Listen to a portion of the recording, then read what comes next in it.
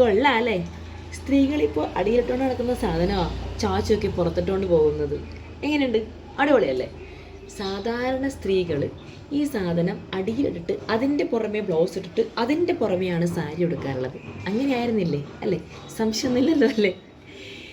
ഇപ്പോഴത്തെ പിള്ളേരുടെ ഒരു ഫാഷനെ ഇനി എന്തൊക്കെ കാണാനിരിക്കുന്നത്. പണ്ടൊക്കെ എന്ന് പറയുകയാണെങ്കിൽ മറക്കാൻ ഒരു സമരം ചെയ്തിരുന്നൊരു കാലഘട്ടമായിരുന്നല്ലേ. അതൊക്കെ ഫൈറ്റ് ചെയ്ത് വന്നിട്ടാണ് ഇപ്പോൾ അതിനുള്ള പ്രശ്നങ്ങളെല്ലാം തീർന്നു വന്ന് ഇപ്പോഴത്തെ പുതിയ ന്യൂ ജനറേഷൻ വരുമ്പോഴത്തേക്ക് ആ പഴയ ഘട്ടത്തിലേക്ക് ഇനി തിരിച്ചു പോകാൻ അധികമൊന്നും താമസം വേണ്ട എന്നുള്ളത് നമുക്ക് ഈ വീഡിയോ കാണുമ്പോൾ തന്നെ മനസ്സിലാവും അല്ലേ. ഇതൊക്കെയല്ലേ ഇപ്പോഴത്തെ ഫാഷൻ്റെ പുറത്തായിരിക്കുമല്ലേ ചേച്ചി ബ്ലൗസൊക്കെ ഒഴിവാക്കി അടിയിലിടുന്ന കുന്ത്രണ്ടെണ്ണത്തിട്ട് സാരിയും കൊടുത്തേക്കുന്നത്. അതിനാകുമ്പോൾ വ്യക്തമായിട്ട് കാണേണ്ടത് എല്ലാവർക്കും കാണാൻ പറ്റുമല്ലേ. പിന്നെ ഞാൻ ഈ വീഡിയോ ഇപ്പോൾ നിങ്ങളെ കൂടി കാണിക്കുമ്പോൾ നിങ്ങൾ കേൾക്കുന്നുണ്ടോ? നീയോ കണ്ടു, പിന്നെ നീ എന്തിനാ ഈ വീഡിയോ നമ്മളെ കൂടി കാണിക്കുന്നല്ലേ? ഞാൻ എന്തായാലും കണ്ടു, അപ്പം നിങ്ങളും കൂടി ഒന്ന് കണ്ടോട്ടെ എന്ന് വിചാരിച്ചല്ലേ.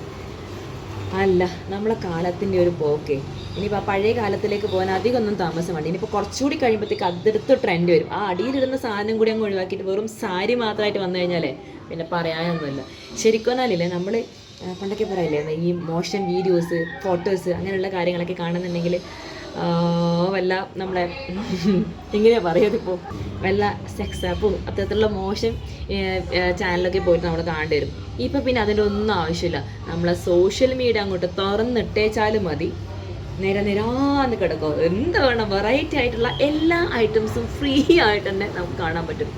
ശരിക്കും പറഞ്ഞാലുണ്ടല്ലോ, നമുക്ക് ഈ സോഷ്യൽ മീഡിയ ഒക്കെ ആവാം, അല്ലെങ്കിൽ നമ്മുടെ ഫാഷൻസും കാര്യങ്ങളൊക്കെ ആയിക്കോ. ഇപ്പം ഞാനൊക്കെ കഴിഞ്ഞ ഫാഷൻ നമുക്ക് ഇഷ്ടപ്പെടുന്ന ഒരാളാണ്, ഓക്കെ.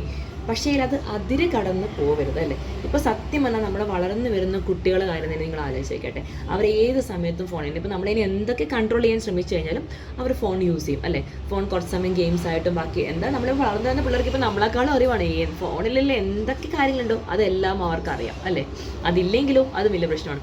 അപ്പോൾ അത്തരത്തിലുള്ള നമ്മളെ കുഞ്ഞു മക്കളും ഫാമിലിയായിട്ടുള്ളവരൊക്കെ നമ്മളിപ്പോൾ ശരിക്കും പറഞ്ഞാൽ ഈ ഫോണും കാര്യങ്ങളൊന്നും ഓപ്പൺ ചെയ്ത് വരുമ്പോഴത്തേക്കും കാണുന്ന ഇത്തരത്തിലുള്ള കാര്യങ്ങളാണ്.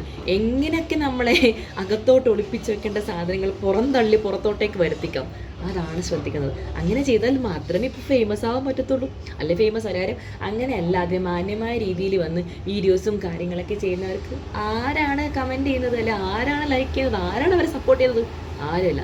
ഇനി ഇങ്ങനെ ഓരോരുത്തർ വന്നു കഴിഞ്ഞാൽ നെഗറ്റീവായി കഴിഞ്ഞാലും ഇട്ടങ്ങ് വൈറലാക്കി കളയും. 2 ദിവസം കൊണ്ട് ആളങ്ങ് ഫേമസ് ആയി, പറയേണ്ട കാര്യമുണ്ടോ? അപ്പം ഇനി ഇതിനൊക്കെ ഒരു എന്താ പറയുക അറുതി എന്ന് പറയാൻ ഇനി എപ്പോൾ വരാനാണല്ലേ. ഇനിയിപ്പോൾ നമ്മുടെ മക്കളുടെ ഇതൊന്നും കാണാൻ പറഞ്ഞാലും നമുക്ക് കാണാൻ പറയാനേ പറ്റത്തുള്ളൂ. കാര്യം നമ്മൾ ഫോൺ ഓൺ ചെയ്യുമ്പോൾ കാണുന്ന കാര്യങ്ങൾ ഇതൊക്കെയല്ലേ.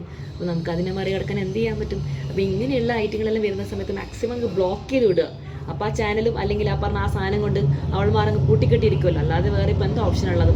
ഇതിനോടൊക്കെ ഇപ്പം ഞാനിതിങ്ങനെ വന്ന് ഇവിടെ പറഞ്ഞ് എന്തിനാന്ന് വിചാരിക്കുമല്ലേ.